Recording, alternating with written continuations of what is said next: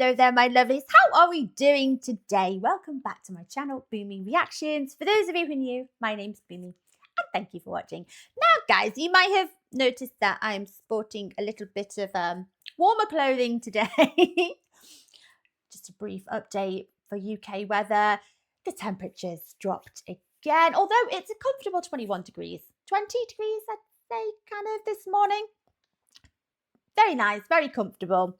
But as ever, you know, in the UK, everyone is wandering around saying the same things to each other. If there's any viewers from the UK, you know you've already said this about 3 times this morning. Oh, isn't it cooler? Oh, doesn't it feel nice? It needs to rain though, doesn't it? Yeah, the plants could do with a drink, couldn't they? Give it a week and we'll all be saying, oh, do you remember that heat wave? Wasn't it lovely? Where was the sun? We're never happy. We complain about the weather, no matter what it is. But yes, today is much cooler. But yeah, I've had to put a little flannel top on, or here, whatever you call it. It is quite cool today. We need it. Anyway, guys, so today we're going to be watching a video that is, oh, how would you describe it? Like military aviation, defense aviation, if you will. So today's video has been requested by one of my lovely patrons. This has come from Paul. Thank you, my lovely. Now, Paul says, I am requesting this reaction video again. I'm sorry. Sometimes, guys, when requests are made, they kind of get lost in a bit of a void of requests. So if you've made a request, guys, and I haven't got round to reacting to it or watching the video, please remind me. Give me a nudge. Just say, no, baby, I requested this one, by the way. I am also forgetful, but I try and make like a spreadsheet of all of the videos requested, and I won't tell you how many are on there. There's a lot. Anyway, yes, I do apologise, Paul. We'll watch it now. On Brian Shul. His is an interesting and inspiring story, being a Vietnam veteran and one of the few who have ever flown the fastest air-breathing plane around, the SR-71. Right, I'm learning, guys, so bear with me. SR-71. I seem obsessed with this, but it's how I learn. So the SR-71, what kind of plane is this? I've had to give it a quick Google search. So the SR in this stands for, is it strategic reconnaissance? Okay. And the 71, I'm assuming, just refers to like the design, the type of the model, if you like. So yeah, bear with me, guys. I'm learning. We'll get there. And an air-breathing plane. So this is a plane where instead of having to carry, is it the oxidizers on board for fuel, I guess? It uses oxygen from surrounding the plane and it kind of sucks it in, and it uses that instead. Right. Technology, you guys, this is amazing. So just so we're clear and I understand. There we go. Right, okay, we're up to speed. So let's check this out. This video is Brian Shul on piloting the SR-71. Now, this is quite a long video, guys. I've already done an awful lot of talking. I know, I just can't help myself. So, okay, bear with me. It's quite a long video, yeah. So I'll try and keep my talking down to a minimum. I say that every time and I never do. I know. And guys, as ever, if you are enjoying these reactions, please consider liking and subscribing to my channel. It's very, very helpful for my channel, and thank you so much in advance, guys. If you're interested as well, I have a Buy Me a Coffee account, and that link is over here. Let's serious now. Oh. Okay, I've got to deal with every one of you. We're not going to tell the boss that that this gentleman had a bigger crowd. As the deputy, don't ruin my day, all right? Everybody swear, right? Okay, all right. I swear. Okay, good. That's our deal. Don't do that. The Blackbird. Thank you. And to the veterans in the audience, happy belated Veterans Day. And this event is one of those times where you realize there's a lot of great Americans out there who have contributed a lot to our nation and continue to do it even today, so thank you. I read the bio today. I don't know if many of you did that, but Brian, wow. And I'm just going to give you a few highlights. Brian graduated from East Carolina University in 1970. I remember that year. Unfortunately, I graduated the same year with a degree in history. Yay! Nice, And yeah. anthropology for the next 20 years. Yeah, don't hear many people in the crowd being like, yeah, here for the history buffs. Served in the United States Air Force as a fighter pilot. And during the Vietnam War, he flew 212 close air support missions and was shot down near the Cambodian border. He was unable to eject and forced to ride the plane into the jungle. A wild ride. Severely burned in ensuing crash, and he was given up for dead at that particular point. Rescued by special forces, good for the Army. Brian endured 1 year in a military hospital where he underwent 15 surgical procedures and told he would never fly again. Oh my But God. as human will over doctor's advice, after much physical therapy, Brian miraculously returned to active duty flying, flew the A-7, was an instructor in the A-10, which is still flying today, and went on to teach at the Air Force's Top Gun School. Culminated an Air Force career by flying the nation's top secret spy plane, the SR-71 Blackbird, There we are. fastest aircraft ever built. You know, I'm going to have questions, guys. Why was it nicknamed the Blackbird? Does it just refer to the colour of the plane, or are blackbirds quite sneaky and good at reconnaissance? I actually don't know. I think blackbirds are very friendly. Even today. Brian flew covert missions in the Blackbird for 4 years and was a pilot who provided President Reagan with detailed photos of the Libyan terrorist camps in 1986. During that time, he became the only SR-71 pilot in history to fly 3 missions in 3 consecutive days. And if you know a little bit about what the SR-71 does to your body, since it's flying so fast, that's quite a feat.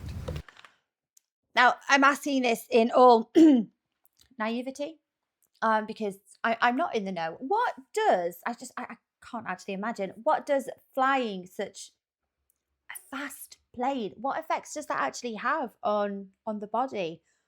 Bring me up to speed, guys. Let me know. Let me know in the comments, please, if you could. If this gent here doesn't go into more detail and explain it for me. I imagine it's quite, not traumatic, but quite demanding on the body. So yeah, let me know, guys. Or if you have any experience flying fast planes, let me know what it does. This man is absolutely brilliant. Like, his career so far, I don't even think he's finished telling us everything that he's done in his all the achievements he's done in his lifetime, in his career. But even up to this point, that's absolutely amazing. There is no stopping this man. A year in military hospital, bless him. And he doesn't just recover and get on with normal life. He resumes his duties, or goes on to do more action-packed things.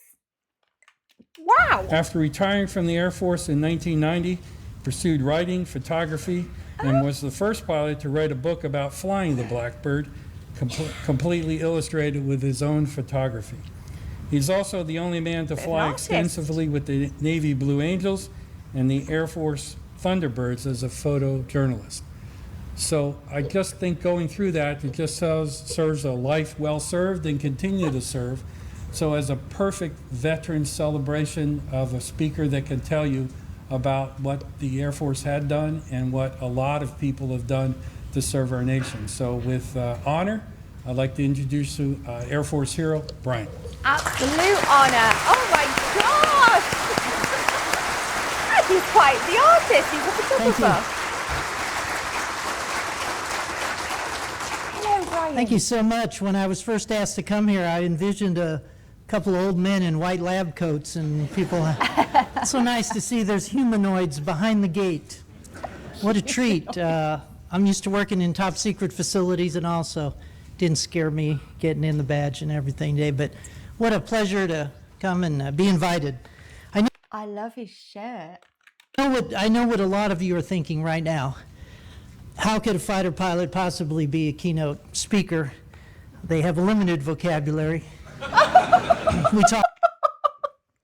I definitely wasn't thinking that, but I hope that's not a stereotype that follows them around. Talking words like jet, zoom, fly. Occasionally a larger word like tower, runway. I want you to know that I've been doing this for 25 years now, and I've worked extensively on my vocabulary. You will be hearing some words in today's presentation that are very, very big.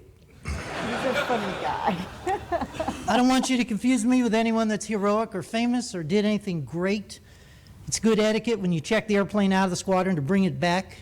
Leaving your jet in the jungle doesn't qualify you as heroic. I am a survivor. They say a good landing is when you can walk away from. A really great landing is when you can use the airplane again. I did not do either of those things. I want you to know that what you are looking at here today is the luckiest person that you will ever see at this podium. He's a very humble man. I wouldn't like to write off all of his skills and his expertise as just as luck, because I don't think it is just luck that he's able to stand here today and give this speech. It's not, is it? Ever. Bless him. And at the end of today's presentation, I think you will agree with me on that. Now, I will admit to you, I did not feel like the luckiest guy on earth when my aircraft was going down. I couldn't get out. It was a horrendous morning. Everything was going wrong. And I was about to impact the jungle, and I realized I was about to die in a matter of seconds. It was a very sobering thought. I clenched my eyes tightly and clenched my fist. I figured it'll all be over in a heartbeat. I'll wake up in heaven painlessly. It'll be over. I cannot comprehend what that feeling actually, what that actually feels like, to almost make peace and accept the fact that you're there's no convincing you are certain you're going to die. I can't.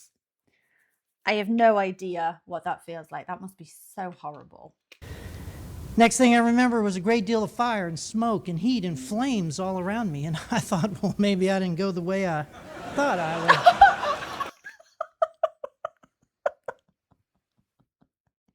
He's got a naughty sense of humor. Oh. Quickly realizing I was still alive, I got out of the airplane and collapsed in the jungle. I was severely burned. I was numb. I was not in any great pain. I just realized I couldn't use my hands. I was just really badly burned. And I laid there. And if you want heroes in my story, it is the Special Forces people that came and got me. And they eventually got me back to. It was kind of, it's not like in the movies where everybody's anxious to rescue you. The first chopper said, that's too far, we're out of gas. The next guy said, that's not our sector, we can't be near Cambodia. And finally, the third guy was Army. And, you know, as most of you know, you can talk Army people to just about anything if you try. And we got him down there, and he got down there, and I'm listening to all this on the radio. I'm just laying there, and they're hovering over me with their weapons, and they're shooting in the background, and they're talking to this guy.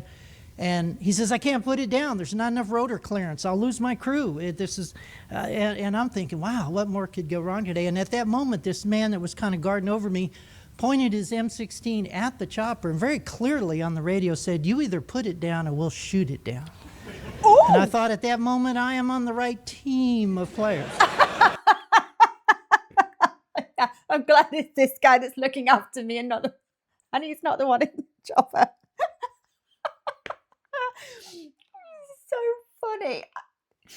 I don't know how you could have such a traumatic experience and just be so humble about it, but have such a naughty, a macabre sense of humor about it. Next thing we heard was, I think we can put it down. Which he never did. In a superior bit of airmanship, he could not land. He hovered 4 feet above the ground, and they stuffed me in there, and it got me back to Thailand, and they said, well, he's not going to make the trip across the Pacific. Send him to Okinawa, send him to Kadena. He'll die, put his body in a box, ship it home. And that's the harsh reality of that war. Well, they shipped a team of 9 people from Fort Sam Houston, Texas, burn center, all the way to Okinawa just for me. And their mission in life was see if you could save the young lieutenant. Bad thing happened to me in those 2 months of intensive care. The numbness wore off. I'd like to tell you all about how courageous, brave, and heroic I was going through all that treatment and tough. It'd be a big fat lie. I'm an inspirational speaker today. I go all over the world, and it pains me to tell you that I wanted to give up and that it was just so beyond what I could deal with that I pray at night, please God, if you have the wrong guy, let me just die and it would be easier. Oh, I don't think there's any shame in saying that. I think that's normal. When you go through a recovery period like this, I've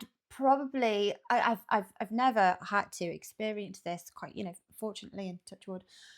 But I imagine during an experience like this and during a recovery period like this, I would probably estimate that about 90% of the time you're despairing, or angry at the fact that this has happened to you as well.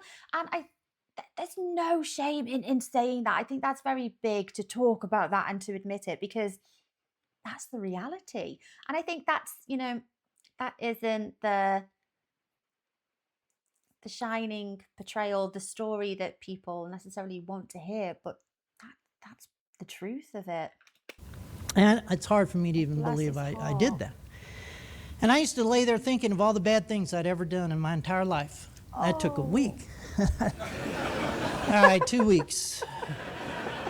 And it still didn't add up, and I couldn't cope, and my body was wasting away. I was in such incredible shape when I went down. I was physically fit. I was 180 pounds of just muscle and steel, well, as you see today. And my body went down to 119. 119, and it wasn't receiving food. It just said, we can't eat, it's just failing. And they said, your body saved you, and now you have to build it back, and you have to get food. And I said, I can't put food down. It's just not working. They said, if you lose another pound, we can't save you. I think his body being in such an excellent condition when he set off on this mission probably saved his life. So, it was an excellent thing. He was in such tip-top shape. And I didn't care at that point. I said, well, okay, then I guess I'm just going to have to die after all this incredible pain for 2 months. And there has to be a turning point to every story, of course. Mine was kind of a silly thing, except it wasn't silly to me. No.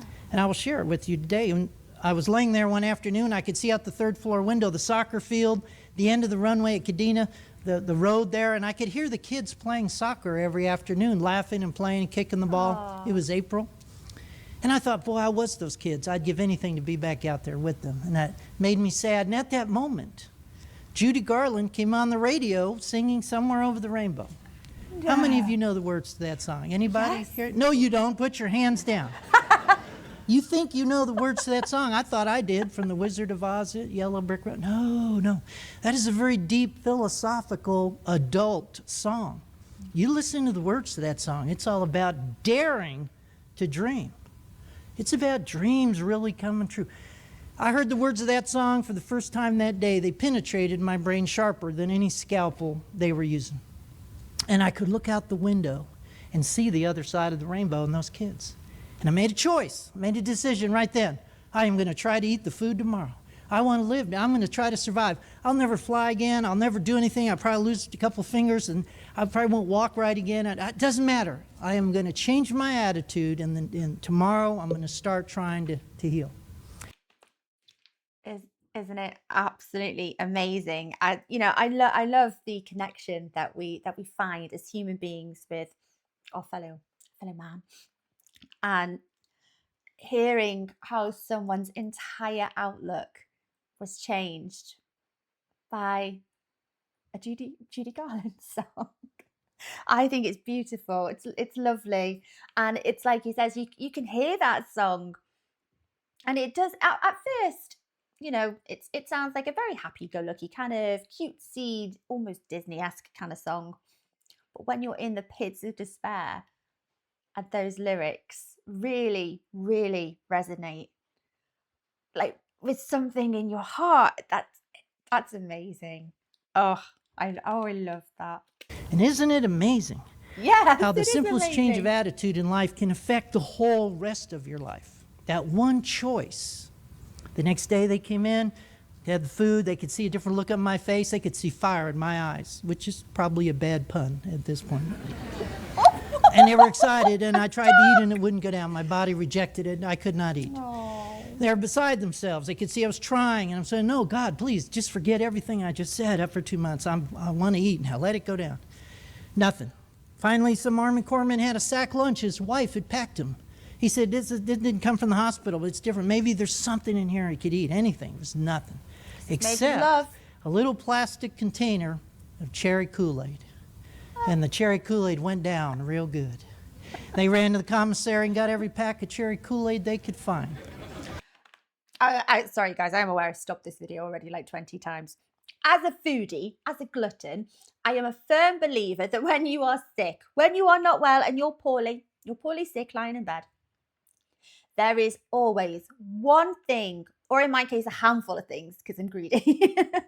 There's always one thing that if you just really listen to your stomach and your mind, both, whichever it is. If you really listen, there is something that your stomach is telling your brain and saying, I can't eat much, but I just want to eat this. And I could eat a lot of it. And I could eat, it 20 times in a row. But this is the only thing I want to eat. And it might be for different reasons. It might be that your body is craving sodium or something sweet. But there is always something that your stomach is desperately asking for. And in this chap's case, it was cherry Kool-Aid. I mean, it's delicious. Kool-Aid is absolutely delicious. So, I get it. I drank 3.2 gallons of cherry Kool-Aid the first day. Ladies and gentlemen, I lived on cherry Kool-Aid for 4 straight days, drinking an average of 5 gallons a day. I would have gone for grape. And I peed real good.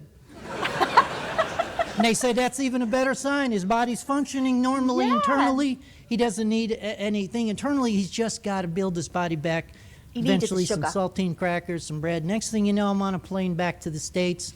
I spent a whole year in the hospital. And they did all kinds of surgery. And they said, well, I guess we won't cut those fingers off. Maybe we could save them. You'll never fly again, though. Keep that in mind. You'd be lucky to just be alive. Well, back then, the deep recesses of my brain, I needed to think I could still fly again, to go through all the therapy. I had to have a goal.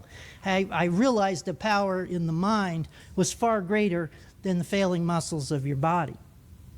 Spent a year there, and one day, I'm not going to bore you with that whole tale of adventure, make you sick. Boom, I pop out of the hospital, and more miraculously, I'd passed a flight physical. They couldn't flunk me. They said internally, he's strong as nails. He looks like hell on the outside, but the scar tissue, if he keeps working it, he's got dexterity, we can't flunk him. I got out of the hospital, I went back to the Air Force. The Air Force wasn't all that excited to have me. They're going like, well, you crashed one of our jets already. They didn't say that. They didn't know what to do with me. And here's something you've already learned in life, I'm sure. There are many no people in the world who want to explain to you why you can't do something. Yeah. Many people who are too afraid to do their life. Fear rules all their decisions. I don't want to look bad. I'm probably not very good at it. I might fail. People might laugh at me. All the reasons that stop people from living their dream. Yeah, most of those reasons are, well, before I try, I've decided I'm not going to bother because the fear of failure is actually crippling. I think there's many people like that in his life. I didn't have that problem. You lay on your back for a year, you will learn what's important in life, and you will have no fear because you're not going to miss another moment of it. So when I returned, I had 2 major concepts in my brain that I will share with you today. One, life is short and it's uncertain. It's not one or the other, it's both. And because it is, you can't possibly miss the gift that each day is. Number 2, pursue your passion now. Do it now. Do the thing in life you love, whether it's family, work, job, hobby, whatever it is. Don't wait because of rule number 1. Armed with this very simplistic bit of knowledge, I went back in the Air Force and I felt like I was a 2-year-old. I was born again. I was like starting over. I'd had a whole year in the hospital and it was like I was fearless. And I wasn't going to miss anything. And I was like 2. Now, it makes the Air Force very nervous to have 2-year-olds flying their jets. He's approaching it like with childlike wonder, you know, this hunger to learn, this excitement. I think he's a good storyteller. The way that he's so honest about his emotions and his thoughts at the time, I love that. And he's very articulate with how he's explaining all of these. They either loved me or hated me. I was an enigma. It was like, Oh. this is the greatest guy we had in the squad, and he'll try anything, he'll volunteer, he's fearless, and he's got a great attitude. Or he is a loose cannon. We don't know what he's going to do next. Oh. I got back to flying, and I became a big story in the Air Force, which I didn't want. Fame and being in a magazine, that wasn't comfortable. People then all thought, well, they knew you, and they're all looking at you funny and like, well, so what does the scar tissue feel? You know, it's like, I just want to do my job. Yeah. And I did my job very well. And I was teaching at Top Gun, and one day I said, I'd like to fly the world's fastest jet, SR-71. It's the only thing left I haven't done, and then I can retire. And they said, whoa, all the no people came running out of the woodwork. You have to take an astronaut physical to fly that airplane because you're flying at 90,000 feet. That means if you flunk any part of that very difficult 2-day physical, you will never fly again, and that's why people are afraid to go try out for that program. There's that word, afraid. Well, I was 12. I was a 12-year-old by the time I got to this program. Have you ever known a 12-year-old? It was when you said, hey, maybe you shouldn't do that skateboard on the car. That said, yeah, boy, that's pretty dangerous. I don't think it will. No, because 12-year-olds don't have a great concept of their own mortality. Already doing it. I said, but what if I passed the physical and could actually fly that airplane? We would have missed it. And again, being surrounded by adults, they didn't get it. I scored the 6th highest score at Travis on their astronaut physical they had ever had. I was motivated. And internally, my body really was very strong. And they said, wow, you look like hell on the outside, but you're still strong. It's like, and they were worried about scar tissue. Let me just tell you about scar tissue. It's like leather. It's okay. It just, you stretch it. It's actually tougher than skin. It's actually fine to fly with. I was thinking the opposite. I was thinking, is scar tissue like not a little bit, but quite significantly more fragile than regular skin? No. Brian says the opposite. You have to keep stretching and everything. So the Air Force was like so afraid. Then they said, well, you're wearing a space suit when you fly. And good God, we got to be breathing 100% oxygen all the time. And that could, mess up your scar tissue. Yeah, they just didn't get it. Had it? And I said, I went into surgery 15 times and they were giving me 100% oxygen every time. So I pretty much think it'll be okay.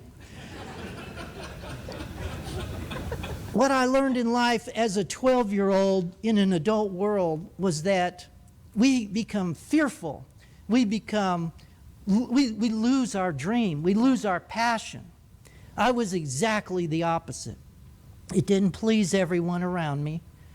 And those that it did, love you for life and say, thank you for reminding me what a gift each day is that isn't guaranteed. For those of you that are not familiar, this aircraft, the SR-71, stood for Strategic Reconnaissance. Oh, I didn't have to Google it. Brian was going to tell us what it stood for. Now you can see an image of it. I kind of get why it's nicknamed the Blackbird. Okay. And globally, this was the airplane that was invented because Gary Powers was shot down in 1960 over Russia. President Eisenhower was quite embarrassed. Went to Kelly Johnson at Lockheed, said, build me an airplane they cannot shoot down. 18 months later, they rolled out the Blackbird, the SR-71, the fastest, highest flying jet ever built. We are cruising at 2,000 miles an hour at 90,000 feet. And I could read your name tag if you were standing outside flying over at that speed. At 2,000 miles an hour. Wow. I don't even know. If I looked out the window and I saw that passing by, I don't even know how fast. I don't know what that looked like. Would it be like a blink of an eye, like a... Oh my God. 2,000! Oh my gosh. This airplane carried a crew of 2, a pilot and a navigator, carried 80,000 pounds of fuel, about 16,000 gallons. We'd burn through in an hour and a half. It was made of titanium. You can't forge titanium. You can't use regular tools on titanium. That's why no one's ever built an airplane out of titanium, because it's too difficult and impossible to do. And they had a dream, and they did it. He said, we're going to invent technology. In 1962, we're going to invent technology without computers to build an airplane. They hand-built each one. They only built 50 of these forever. And only about 35 were made the reconnaissance version. This airplane was your guardian of freedom of this nation for 26 years. What were the other 15 used for? It did more to shape your foreign policy from the Vietnam War to the Gulf War. It served 6 different presidents and did so many things behind the scenes that you never, all those pictures of Haiphong Harbor during the Huntley-Brinkley reports back in the 60s were shot, pictures taken by this aircraft. There were no weapons on this airplane. Your only weapon was speed. In 26 years, not one was ever shot down. I was just thinking, well, do you know, if they're traveling at 2,000 miles an hour, I don't think you need any other weapon. Like, that is ridiculously fast. Nothing's going to shoot you down. Not one piece of one jet was ever hit by any missile. Well ahead of its time, this was the jet that gave way to no other plane. Just up the road here in Marysville at Beale Air Force Base was the home of the most remarkable aircraft of the 20th century. People didn't know a lot about it because it was so top secret that you couldn't say a lot about it. Only later, when it started setting speed records in the 70s, just to thumb the nose at the Soviets, people became more aware of it. And today, people are still mesmerized by the fact that we could build an airplane in the 60s that, as you're sitting here today in 2016, still holds every speed and altitude record. Well, I was... Oh, well, we're sitting here a little bit later now, so another 10 years on, does it still hold the records? Just out of interest. Crewed with Major Walter Watson. He's the one on the left. Really?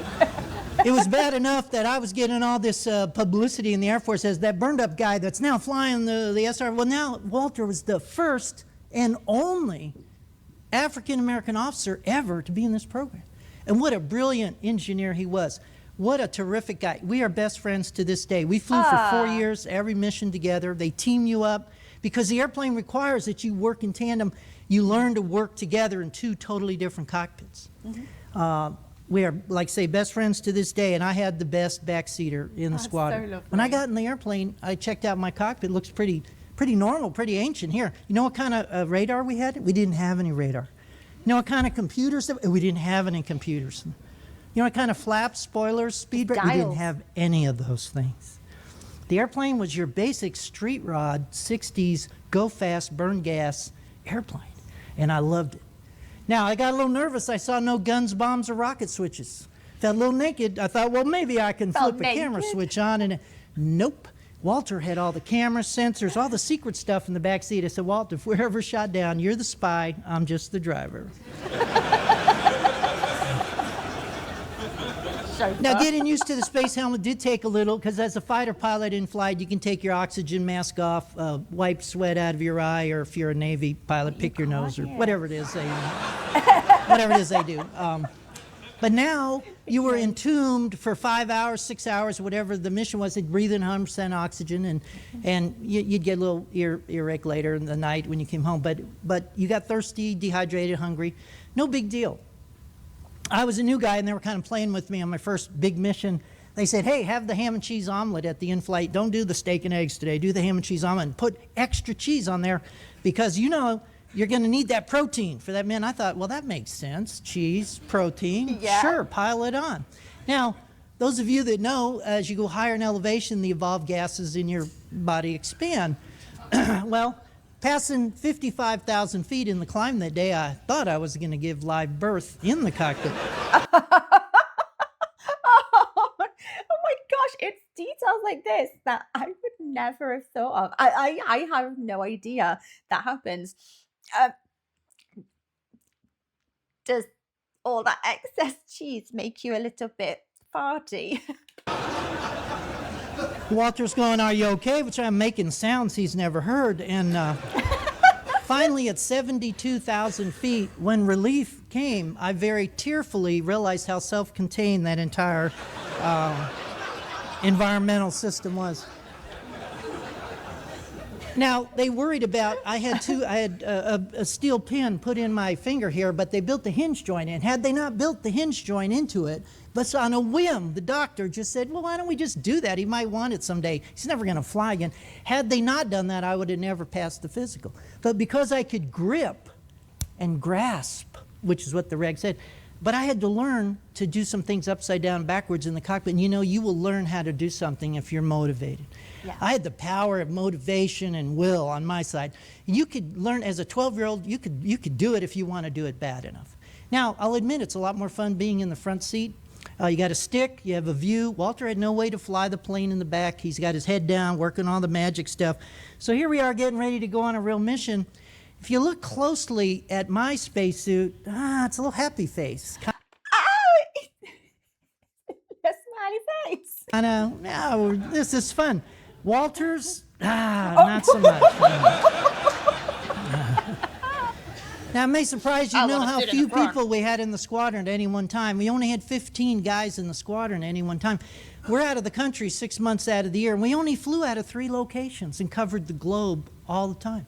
2 jets in Okinawa, 2 jets in England, 10, 11 airplanes at Beale. That's it. That was it. Only 93 men in history flew this jet. And I always said I appreciated it more than the other 92. The photographs that you're seeing in today's presentation represent the world's rarest collection of Blackbird photos anywhere. And am I right in thinking that Brian took a number of these photos himself? Because I'm sure the gent earlier, he described him and he said he developed an interest in photography. They're all my own pictures. Now, you weren't allowed to carry a camera in certain areas. You couldn't do it, blah, blah, blah, blah, blah.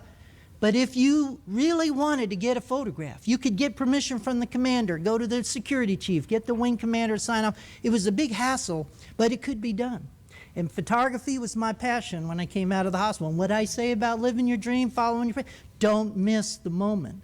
So here I was with the most elegant aircraft ever built and carrying my camera out when I could. How was I going to miss that?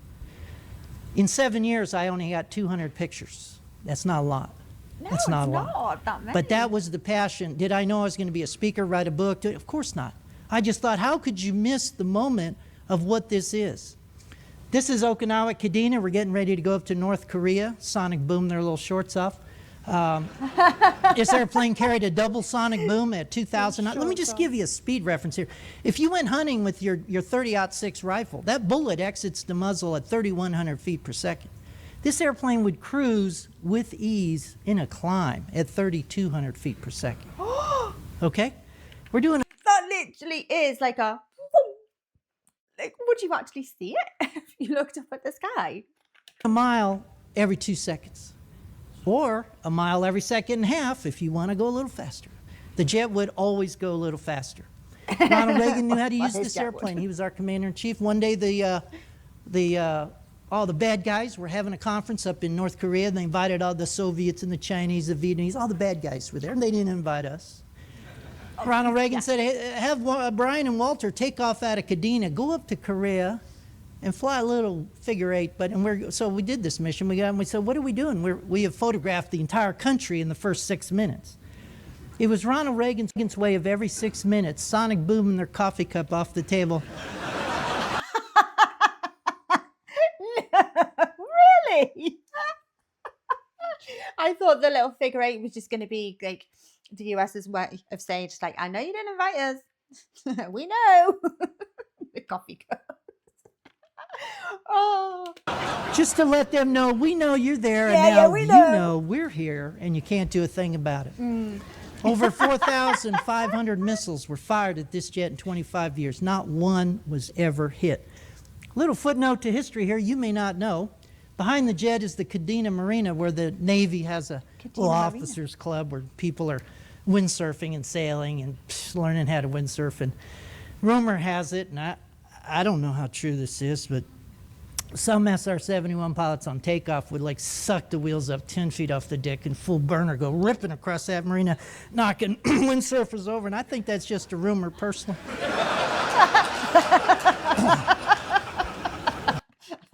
That did not happen. Now, I want you to be impressed with these pictures today, but I don't want you to be impressed with the photographer, because the photographer knew nothing about photography except that he loved it, and he had his Kodachrome slide film, and had his little manual f3 camera, and he was around the most beautiful lady in black that you would ever want to photograph. Oh, I like how he's describing the Blackbird here. The lady in black. I like that. So it was a passion, and it showed me. Now, when I look at this picture, that's a beautiful picture. That's a gloomy sky in England, getting ready to take off. The jet's running up one engine at a time. We're in the mobile car down the runway, mesmerized by the sound and fury that's going on in before us. Me and the commander are sitting in the mobile car, and he looks over and he says, "What's that camera doing on the seat? You know you're not supposed to have a camera out here." And then he looks back at the jet because it captures our attention. And I'm like, huh? What? Camera? What camera? And then I had to think fast. I go, you know, Colonel, if I got a picture of that, you could put that in your office while nobody would have that picture. And as if not to be complicit, he never looked at me. He stared straight ahead at the jet, and I saw the little vein come out on his forehead. And his lips never moved exactly, but somehow I heard, "You have 10 seconds.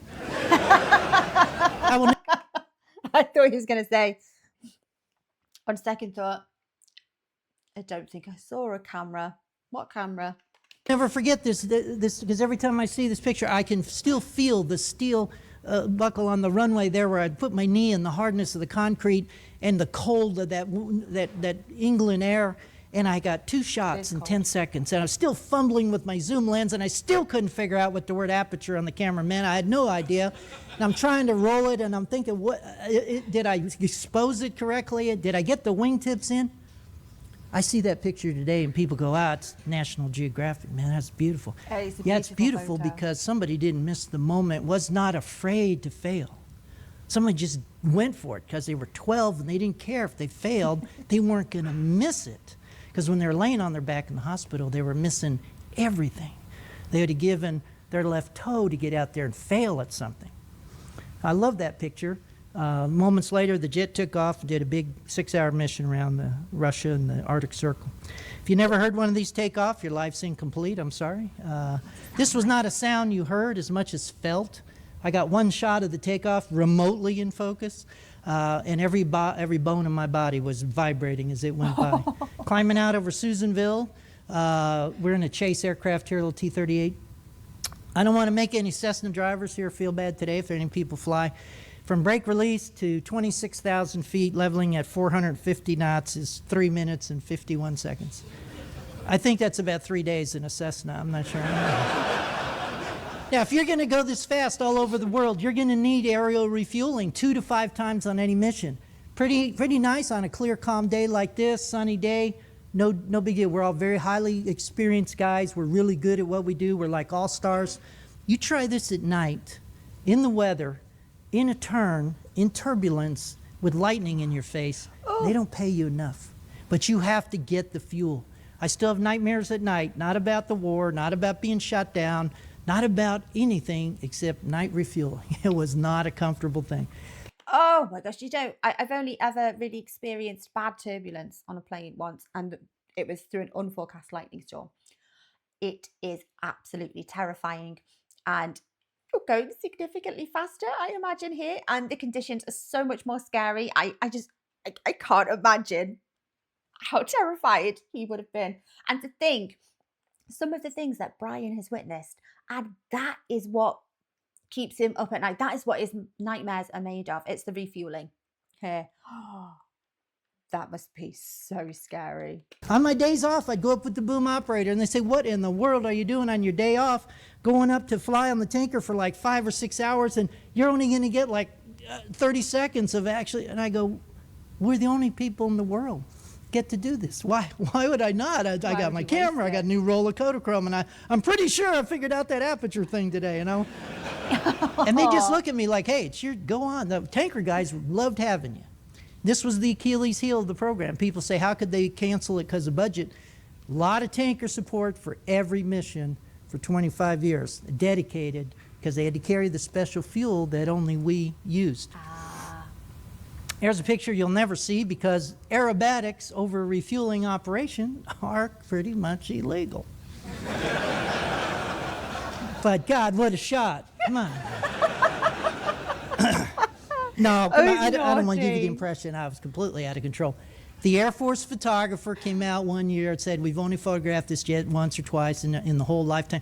I need someone to fly me in the T-38, go up there, and I knocked over 3 people and said, I will fly the photo chase. Get out of my way. When we were done, he said that was the most exciting photo chase I have ever done in my 20 years as the official photographer, and we got the best. But yeah, we got that shot, folks. You know, another one of those pictures you'd say, well, there, you must have known what you're doing, Rembrandt lighting. No, no. Sitting in Kadena one day, the same commander who now had a beautiful picture in his office said, Brian, on your day off, why don't you go up on the tanker, see if you can get some more cool pictures. I go, well, thanks, sir. I think I will. Went up on the tanker, and they're just climbing out of Kadena over the South China Sea, and the cloud deck reflected light, and they banked 12 degrees in the early morning sun, gave it a black shine. You could see the fuel seeping out across the wing. This airplane grew 4 inches in flight due to the 900-degree Fahrenheit heat that built up in it. So we had to build expansion joints into the aircraft so it leaked and oozed when it was subsonic. And this is one of the rare shots where you actually get to see the fuel seeping out across the wing. And again, everyone says, wow, professional photography. Flailing with that zoom lens. In order to take a picture in the boom pod, you have to lean over because the boomer has center caught. And you got to lean over. Can't look through your viewfinder very well. This was pre-digital days, folks. No auto anything. And I thought, well, I didn't get much today. What a waste. Probably one of my favorite pictures. And the real issue here is not, ooh, look at my photography. Don't miss the moment. Brian is so unbelievably modest about his photography skills. I know he's saying, oh, I'm not a professional photographer. I was fumbling with my camera. Brian, my lovely, please take every compliment that everyone throws at you, thinking this is like a National Geographic photo. Accept the compliment. I know he's very humble, but take the compliment. Don't shrug it off by saying, oh, I was just fumbling around. I didn't know what I was doing. It's skills. He's obviously a very, very talented photographer. Please accept the compliment, Brian. Coming off the tanker, passing 50,000 foot in the climb, the sky turns a very deep, dark cobalt blue. Ooh, and you're above all that weather that you feared when you flew mortal planes. Leveling at 85,000 feet, you look out the window, it just takes your breath away. And you realize you're not in a rocket ship, but you feel like you are. You're in an air-breathing jet above 90% of the Earth's atmosphere. You are ripping along at speeds that are Mach 3, 3 times the speed of sound, or more, and it always would go more. This is what the Arctic Circle looks like at about 90,000 feet. And you might think, well, who are we spying on at the Arctic Circle? Santa is a sled driver. He's okay. We used to call the plane the Sled as a nickname. One day the Soviets put a bunch of new missiles around the Arctic Circle. In the Soviet Union. We didn't know what these missiles' capabilities were. And some general said, Brian, Walt, come in with a secret briefing. We need you to fly up there, point your jet at their border. Make them think you're going to penetrate their airspace. Those missile sites will come up. Walter, you record all that data electronically. At the last minute, come back. We'll learn what those missiles can do.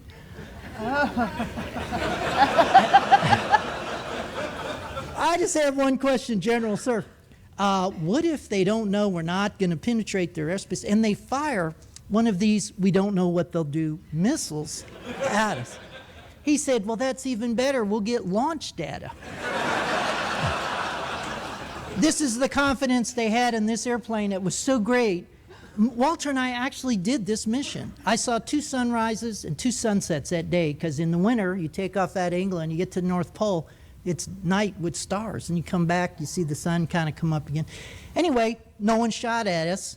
We came back with all this data. 4 years later, every Navy and Air Force fighter pilot was armed with electronic countermeasures to these missiles, which were by then widespread throughout the Middle East. So we did a lot of variety of missions. We found a hiker on Mount McKinley nobody could find.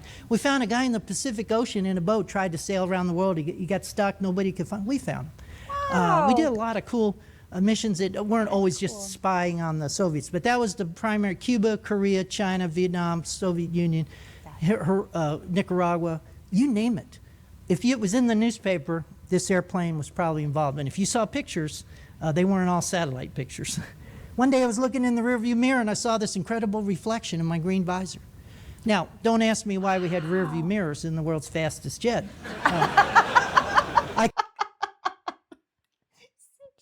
See if anything's coming up behind you, maybe. That is such a cool photo. I know I've just said it before, but I would like for Brian to accept the compliments for his photography skills, because that is such a wicked photo. I can assure you no one was gaining on us, but I've already admitted to you as a big baby in the hospital. I'll admit something else today. I used to look in the mirror and pull my visor up to see the scar tissue on my face, say, you are not dreaming this. You are actually doing it.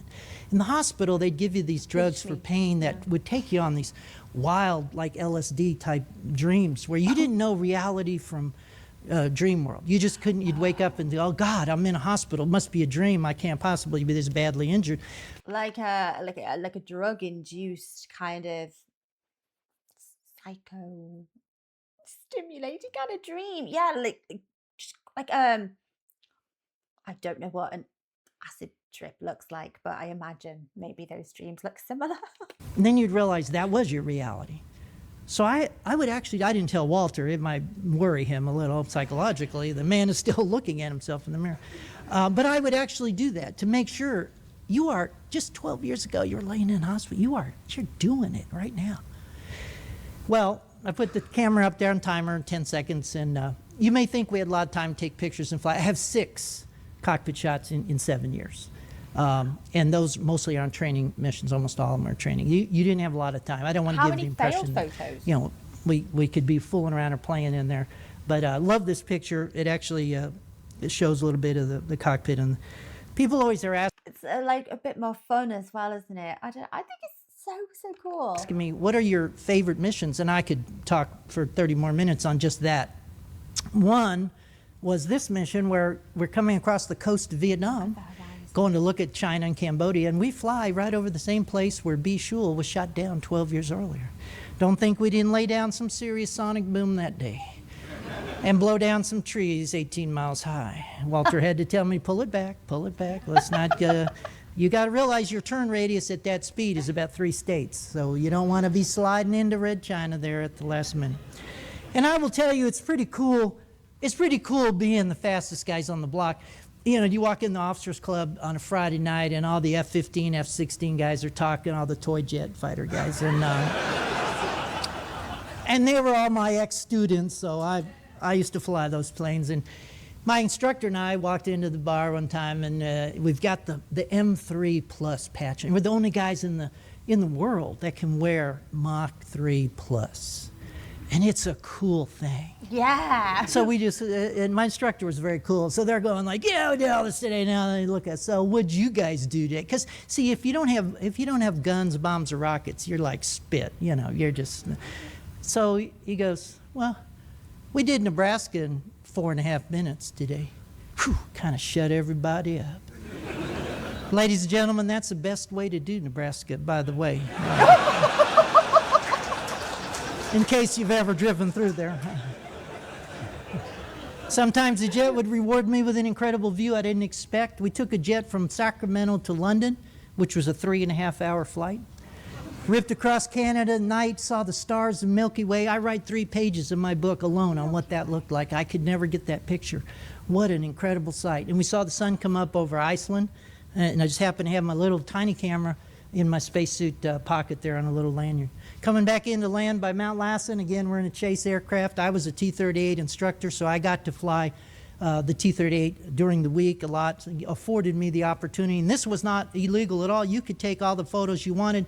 And guys were always saying, oh, you're carrying the camera again. Don't you have enough pictures? And I'd go, have you eaten enough ice cream in your life? Are you never going to have another ice cream? I wanted to take pictures every day if I could, but you couldn't. It was very, very difficult to do.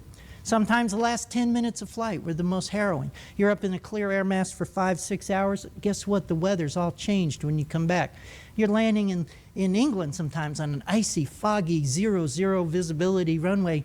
After 6 hours of gut-wrenching air refueling, you're dehydrated, hungry, and you have enough gas for one approach. And you're at 190 knots across the fence. Don't mess it up. And I will tell you, you learn how to concentrate mightily in those last 10 minutes of flight because you got one shot of getting that airplane down. And the rule was, we can train other pilots. You're expendable. Don't hurt the jet. And You don't want to be told that. We've got plenty more of you pilots, but you do not hurt the jet. that was the only regulation I ever read in an actual flight manual that said that. Go down. If you die, that's okay, but don't hurt the jet. Now, if you want more than your 15 minutes of fame in life, you be an SR-71 pilot. Go to a major air show where there's 100,000 people. Fly your jet over their heads. Light the burners in their face. Land at their air show. Stand in front of the jet. You are a sky god. Yeah. Just take the bragging rights. Strut. Pose for the photos. You've earned it. And I will tell you, I never felt prouder in my entire Air Force career than stand out front of this plane. It was the hero and all-star of any air show you brought it to. And I flew it in the 80s when it's well known and it was okay, and we did a lot of air shows. You can talk about it. Paris Air Show. I got to open the Reno Air Races one year, and I think I pretty much won my heat. This is the big England show. They had 200,000 people there, and I swear 199,000 of them were at that jet. And you'd hear funny questions like, people, they were in awe of the airplane. It was like meeting the Pope. They'd stand and stare speechless. Then they'd stare at you. They couldn't speak. We're going, hey, we're just regular Air Force pilots. We're not astronauts. We're not, and they just couldn't speak. Finally, when they did, they'd say something like, when you go into orbit, do you shut the engines down? And we go, no, we don't go into orbit. It's not a rocket. That's what's so amazing is that it's an air-breathing jet. That's why it's a remarkable thing.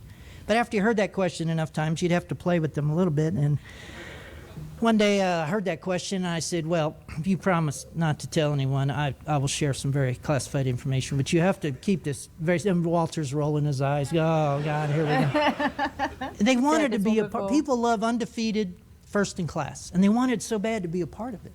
So I said, okay, here's the deal. When we're on the backside of the moon... And his eyes got real big, and...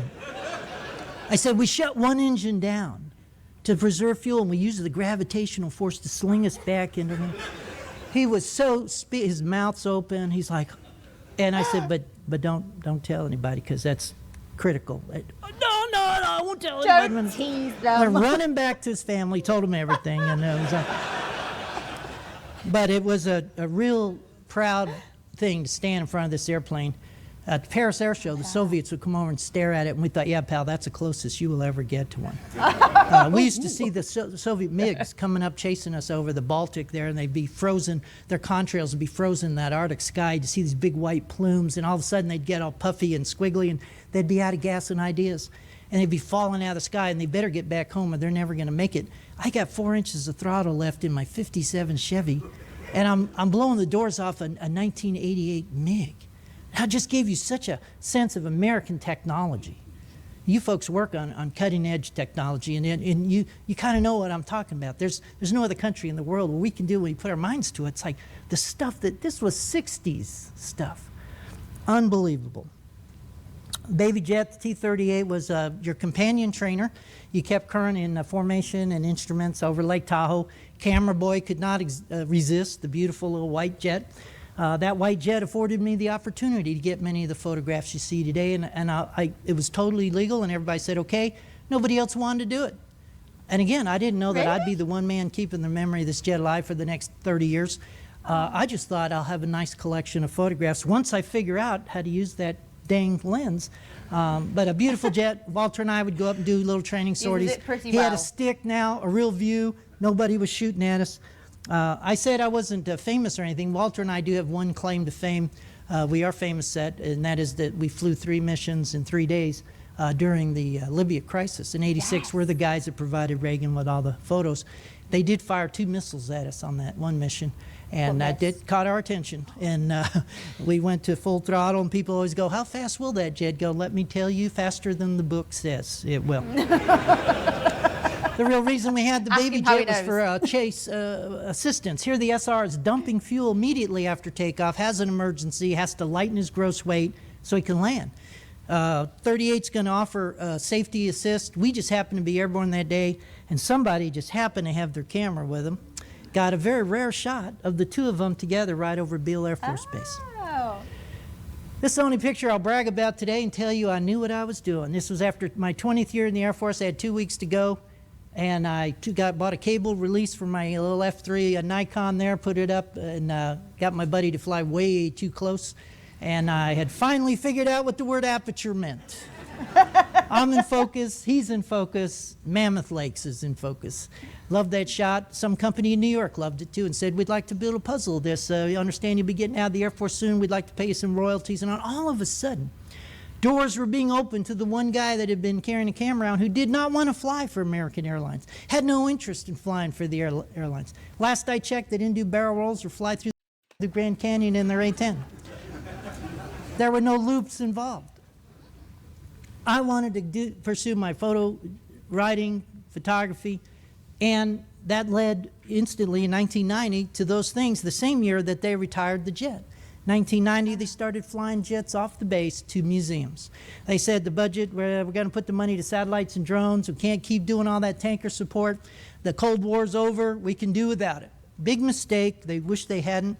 They at least should have flown another 10 years. But there came a sad day when the very last airplane at Beale took off and we realized this was the end of an era. You were never going to see the likes of this kind of airplane again. I would have taken more pictures that day, but tears welled up in my eyes as I realized this was the last of a legend. Every Soviet MiG fighter pilot knew that profile right there, wanted to be first to shoot one down. Viktor Belenko defected to this country with his MiG-25. Gave it to him. He says, we built a whole line of MiGs for one purpose, shoot that damn airplane down. He says, we could not understand how your decadent capitalist Mickey Mouse society could build an airplane in the 60s that we could not shoot down in the 90s. And the general got right in his face, kind of like a baseball umpire. And he said, Victor, that's what you can do in a country where men are free. Oh!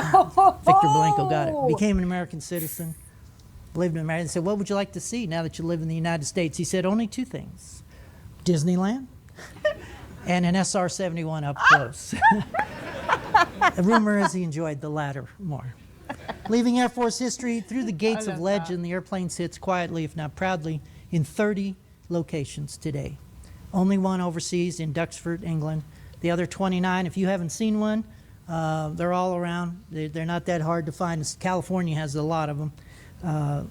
There's definitely, it's worth seeing a piece of American aviation technology that has been unsurpassed. These people literally invented technology to build an airplane out of titanium that did its job better than anything else.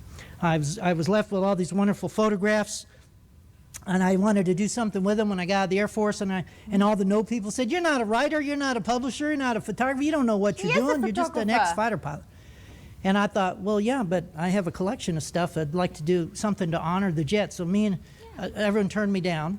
Me and a couple guys got together. We took out a big loan, ate peanut butter sandwiches for 2 years, and we did a book called Sled Driver.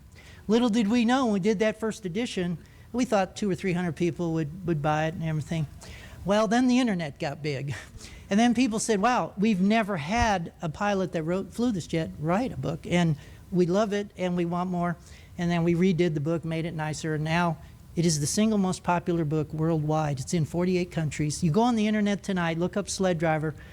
It's $400, $500. We print a limited number each year. You can't hardly get them. They're like icons to the aviation world.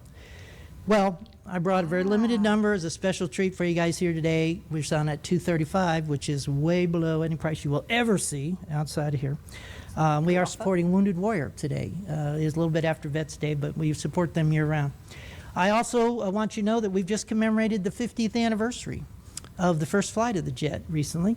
And we're the only guys that did a gold coin. Lockheed, no one thought to do a gold coin. How quickly we forget our history.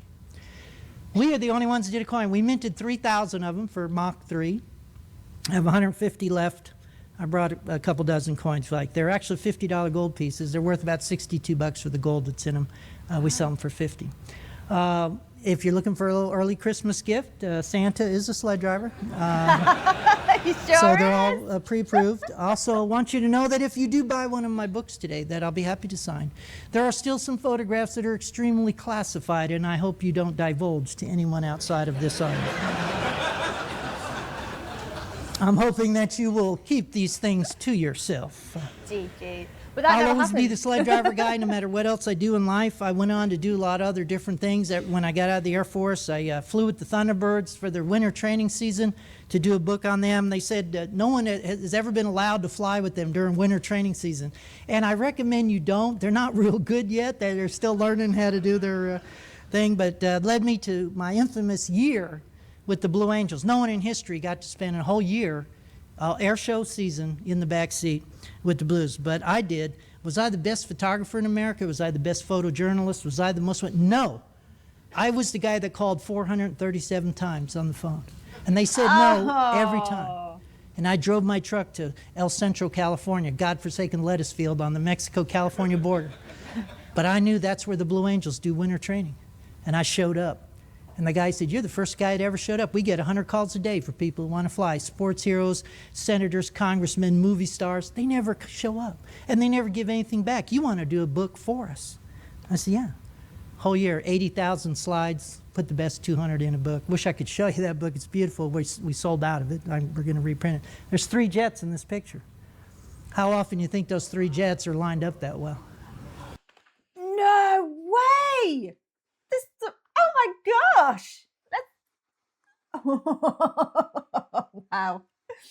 One thing that comes to mind here is as someone who suffers from quite extreme motion sickness at times, I would love to think that I could sit in the back seat here and take in all of these views and the experience, but I would 100% be the dork being sick into a bag.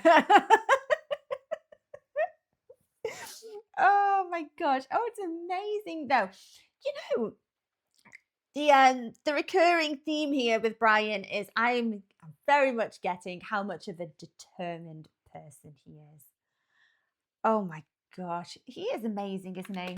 How often do you think our jet is lined up with those 3 that well? Pretty much never. Now, we were almost killed here. That's not a wide-angle fisheye lens. That is a normal 55-millimeter lens where number 2 moved out too quick. We moved up. We were counting rivets. We almost died right there. Counting rivets. And my pilot got a little nervous. He said, "Whoa, partner, don't put that in the book." I was like, we almost killed ourselves. It's Now, gonna Dino, go I flew with Dino quite a bit. He's flying for FedEx now, and he was pretty cool. The first time I flew it, he goes, "Air Force boy?" That's what they called me for the first 6 months, Air Force boy. Air Force boy. Your seat is 4 inches higher in the back, so I'll know when you start crying and squealing like a little girl that I'm too close, and I'll back it off a little bit for you. I go, "Well, that's so good to know." But this day, we almost hit, and we were taxiing in. I said, "Hey, Dino, I used to teach this stuff for a living, and I was really good, but you scared me bad twice today." He goes, "That's okay, partner. I scared myself 3 times."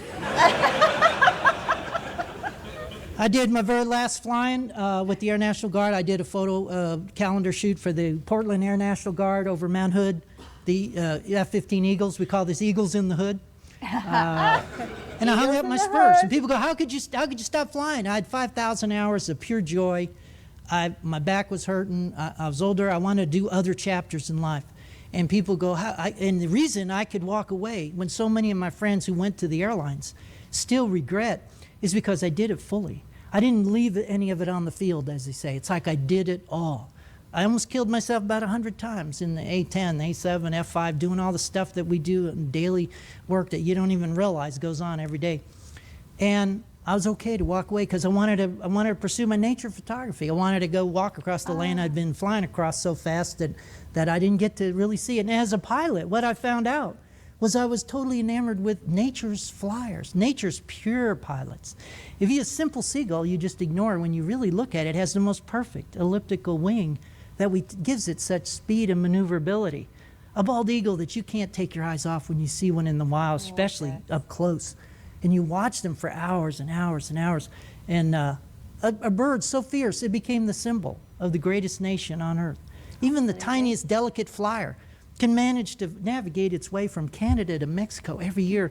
We still haven't figured out how it quite does that with a navigational system far superior than anything man has ever made. And do you know, I find owls quite fascinating as well. They're like silent killers, aren't they? They're just perfectly evolved killers. They look adorable, but they would not be adorable if you were a field mouse. So, but yeah, I think owls are the most beautiful of birds, silent when they hunt. And I defy any aerodynamics engineer to diagram all the aerodynamic forces going on when an egret plucks that minnow from that pond. I've watched them from sunup to sundown for years, all these incredible birds, and it makes you realize the real reason man wanted to fly in the first place. We are truly the imitators. They are the real flyers. Well, no matter what else I do, as I said, I'm always going to be that guy. And people always say, well, I guess it doesn't get any better than that. Fighting communism, flying the world's greatest jet. You Studley, man, you are the guy. You did it. And I go, yeah, that's very cool and everything. You got to realize I have other priorities in life. That's not the end all. That was one chapter of life. And I'd say that's number 2 of doesn't get any better than this. If you want my all-time doesn't get any better than this moment in life, it would be the day they let me walk down those long concrete steps at Fort Sam Houston and leave the hospital. And there was a blue car waiting for me down below. And I walked down those steps on my own 2 legs without somebody helping me. And there was no therapist there to help me. I could open the car door even though it was painful. I didn't want the guy helping me. And I got back in the car and I was getting a second chance to go back to life. 30,000 men never saw the age of 21, died in Vietnam, never got to come home, never had a second chance, never had a life, never had their dreams fulfilled, and I was getting to start over. I was getting to go back and have a second redo. And I thought, that doesn't get any better than that. And isn't that all we can ask in life is the opportunity? There was no guarantee when I went back to the Air Force that I'd fly well, I'd get to do half of the things I showed you today. No guarantee. All I wanted was the chance, the opportunity. Isn't it funny how we take our opportunities for granted so much every day? I remember having a squadron commander brief us one day and we were all bitching and moaning about how bad our job was, and a trash collector in San Francisco makes more money than a captain on flying status in a squadron. And it was true. Called us all in on a down day, said, okay, here's the deal. New York City, there are 10,000 doctors in one city, 10,000 doctors. He said, there's 4,000 Air Force fighter pilots in the whole world. He said, now, if you don't like your job, you don't want it, there's about 1 million guys at the door that will take your place. You know, it kind of puts them in perspective. You want to be a trash collector in San Francisco, make that extra $200. Tell me right now, he says, you're out, you're gone. And in the way he said it, we knew he meant it. And it just gave us a moment of perspective that, for me, this was a really great thing to do, but it wasn't the greatest thing.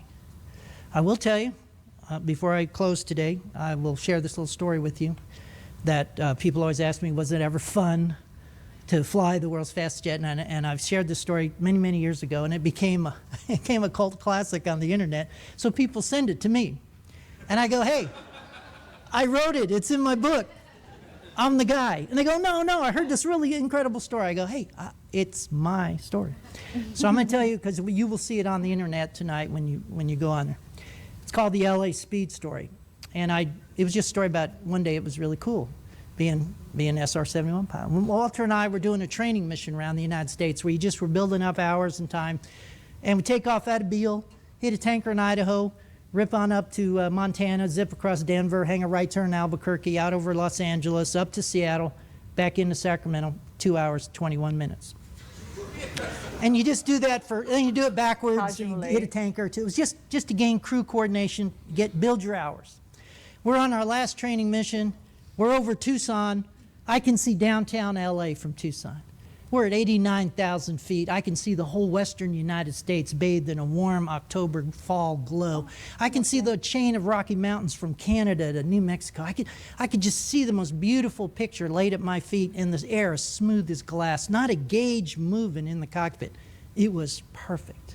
Now I'm thinking, we bad. And I feel sorry for Walter because he has to monitor 5 radios in the back seat, so I flipped the switch up just to listen, and LA Center is they control all, when you fly Southwest Air, the guys controlling everybody. But we're above controlled airspace. So they have us on their scope, but they're not talking to us. Now there's controllers all over the country, Jacksonville Center, Chicago Center, Seattle Center, you know. It's the same guy. They all talk the same. And it's really cool the way they talk because they make you feel important as a pilot. They don't just say, yeah, okay, here's your thing. They make you feel really cool. So sure enough, this was pre-GPS day. Some Cessna guy has to know his ground speed. LA Center, Cessna, November Tango Alpha. You got a ground speed readout for us? Now Center would like to say, who cares, get off freight. But no, he'll talk to him like he's John Glenn. Cessna, November Alpha, we show you 90 knots, 90 knots on the ground. And they do that sing-song voice. That's how they talk. And it makes you feel kind of cool. Right after that, a twin Bonanza came up to pimp the guy for speed, I guess, and LA Center, Twin Beach, whatever. You got a ground speed readout for us? And Center likes it. God, it's Friday. Why me? God, please, just get off freak. But he's going to talk to him like he's Air Force One. Twin Beach, we show you 121, 20 knots on the ground. And right after that, a Navy F-18 out of Lemoore popped up on frequency. And you knew it was a Navy guy because he talked really slick on the radio. Center, Dusty 5-2, speed check. And I'm thinking, wait a minute. Dusty 5-2 has a ground speed indicator in that $1 million F-18 cockpit. It's right there in the heads-up display. Why is he calling Center to broadcast his speed? I get it. We have just the meanest, baddest, fastest military jet in the valley today. We're taking our little Hornet jet over Mount Whitney and ripping across Death Valley. We want everyone from Fresno to the coast to know what real speed is. And you can almost hear a little glee in the controller's voice, like, we have put an end to this. Dusty 5-2, we show you 620, 620 knots across the ground. And it was that across the ground. See that little knife, like, I hope nobody else has the nerve to get on frequency now. And there wasn't an airliner from Seattle to San Diego that wanted to be next on Freak. It's sort of an etiquette thing amongst flyers. And a 12-year-old was reaching for the mic button. And I thought, oh, no, wait, Walter's in charge of the radios. I flew single seat all those years, but I'm in the family model now, and I wanted, no, it's the Navy. They must die. They must die now. And I thought, no, but if I do, I'll upset Walter, and I want us to be a good crew. And at that moment, I heard a click of the mic button in the back seat. Ladies and gentlemen, Walter and I became a crew at that moment.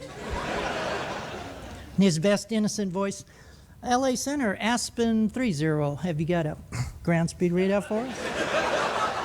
You could almost hear a collective gasp on Freak, like, oh, the poor fools didn't hear the previous transmissions. Oh, they got crushed like a grape. It's just a pilot thing. But Center had to give you that same voice. Aspen 30, we show you 1,992 knots across the ground. When I knew I was going to like Walter a lot is when he came back and said, Center, we're showing a little closer to 2,000. Ladies and gentlemen, we did not hear another transmission on that frequency all the way to the coast. The king of speed lived, the Navy had been flamed, and a crew had been formed. For just a moment, it was absolutely fun being the fastest guys on the block. So what do combat-hardened, commie-fighting fighter pilots do when they retire? I shoot pansies now, and I'm very proud of that. I'm opening a gallery in Marysville of my nature photography and my jet stuff. Now there's an eclectic mix. So our motto is, Are you ready for this? From butterflies to blackbirds, okay? So, yeah, it's pretty good. Only took us 2 years to come up with that. Another 2 years, and we finally developed a logo, which we think's pretty cool. Oh, that is so cool. That's pretty cool. And I like Gallery that. 1 has been in the works for 10 years now. We're not quite done, but we've renovated an old 100-year-old building up there. Everybody will know when it's done because we'll put it in the paper. I'm going to close with a little special treat here for you today, since I have this incredible, nice audiovisual setup here. One, I'd like to say before I show you this little film, many of you get what I'm saying today. Make the most of each day. Don't miss your opportunity. Life is short. God, live it. Pursue your passion. Don't wait. You get it. And you're going to come up against a situation where you don't see a way around it, over it, through it, but you need to get to the other side, and you cannot see a way around. You don't even understand why it's happening. When you meet that obstacle, just remember this little story, that one day, an SR-71 at Kadena Air Base took the runway out of taxiway Alpha there, rolled down the runway, sat there for 30 seconds waiting for its appointed takeoff time. As it sat there just dripping and oozing, the pilot that day could look out his little window on a 153-degree heading for 2.6 miles. He could see the roof of the hospital he'd laid in 12 years earlier. Legend has it that on takeoff that day, SR-71, instead of climbing straight out to the South China Sea to hit the tanker, made a hard 90 left turn at the end of the runway, full burner, 250 feet. Some say much lower. Some say. Buzzed a certain soccer field, sending kids screaming and falling down and crying and throwing the ball, and running for their life. Rattled every window in a certain hospital without breaking one. As that big black jet made an arc back to course now that the entire base was awake. It was as if all things had come full circle for that pilot that day. For the first time, he could realize some of the reasons and understand better the events that had transpired in his life that he could not possibly fathom while they were happening. He realized at that moment that when Einstein said imagination is more important than knowledge, that it was indeed true, and that the sky was truly not the limit. So for all of you that said you knew the words, I'd like to conclude with a little special treat for you. Oh, he's going to play the song.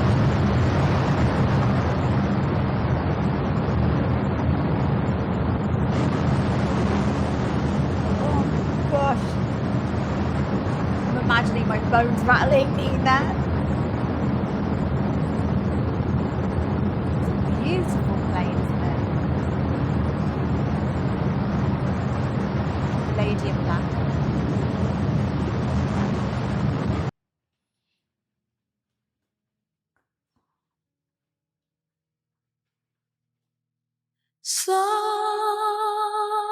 Oh, this song gives me chills. The rainbow way, up high in the land that I heard of once in a lullaby. Somewhere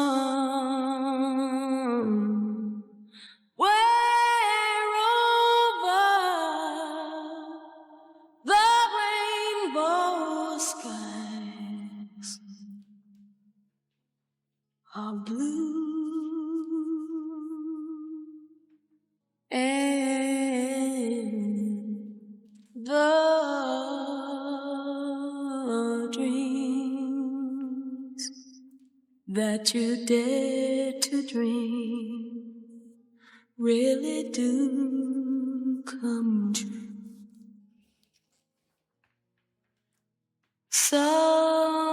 Someday I'll wish upon a star and wake up where the clouds are far behind me.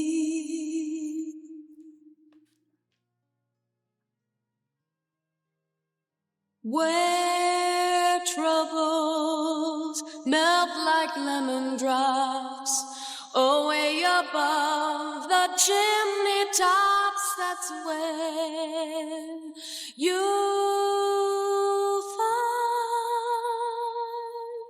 find me. Oh, wow. Sorry, guys. I'm just kind of watching in awe at the footage.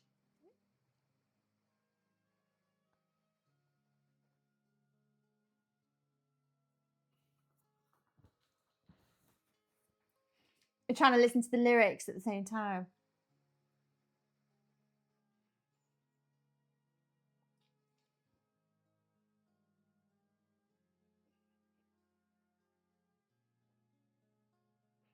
It almost doesn't look real. Someday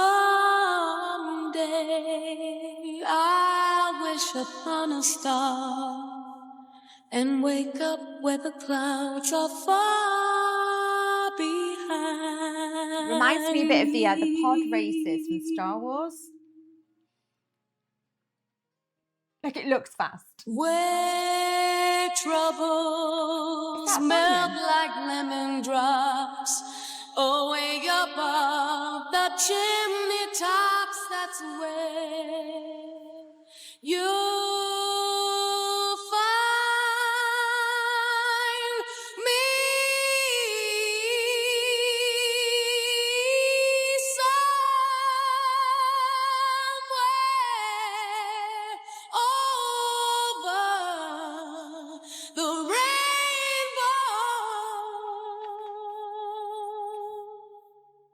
Skies are blue. Even with the older footage, it just looks, it's breathtaking, isn't it? And the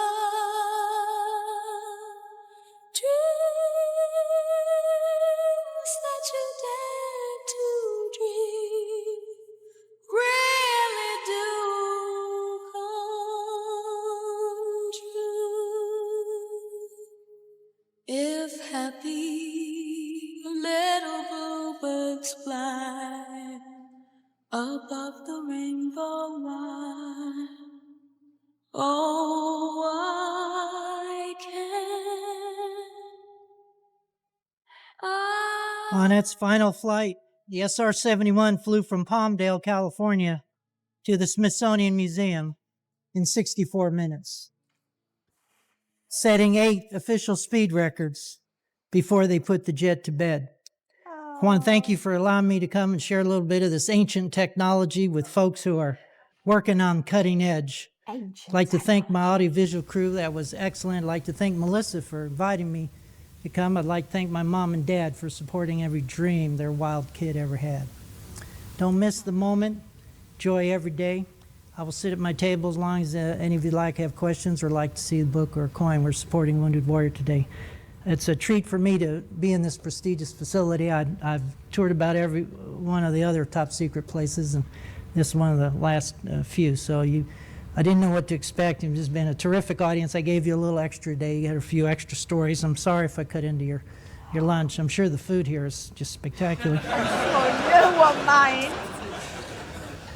So I'll let you get back to your important work, and thank you very much.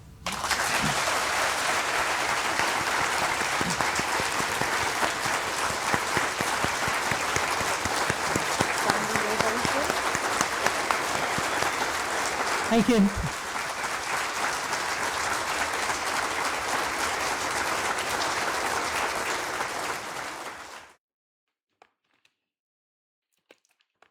What a humble guy. And like I said, to go through everything that Brian has been through, all his recovery, and to still have the most amazing, at times macabre, very dark, but the most amazing sense of humor about it as well.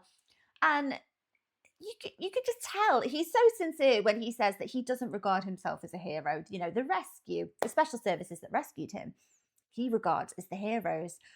And I'm blown away by how humble he is. And even to still say that he wasn't a photographer, he wasn't professional, he didn't know what he was doing, he was just fumbling around with the camera. I think he's being incredibly modest. Oh, and at the end, he's thanking his parents for supporting all of their child's crazy dreams. Well, he's still 12 by the sounds of it. He still thinks of himself as the 12-year-old, you know, that experiences things for the first time and is really excited, has absolutely no concept of their own morality. But I suppose after his experience, you'd be fearless. And he does, he seems fearless. He just has this kind of insatiable hunger for life. And I really hope that he continued his passion in photography, because this was 2016, wasn't it? So 10 years on now. I really hope he's published more photos, pursued photography, whether that be aviation or natural photography, like wildlife. I think he said he was interested in there, or pansies. The pansy photos are cute as well. Oh my, what an amazing, amazing guy. And like he said, is he one of, did he say 92 people or 93 people that have only ever flown the SR-71? That's absolutely crazy. I'm still gobsmacked by the speeds that it can reach. That is crazy. Paul, thank you so much, my lovely, for requesting this video. It has been a little bit of a long video, so hopefully you guys are still with me. And if you are, thank you very much. Well, I hope you enjoyed watching along with me. Take care of yourselves, and I will see you next time. Bye bye.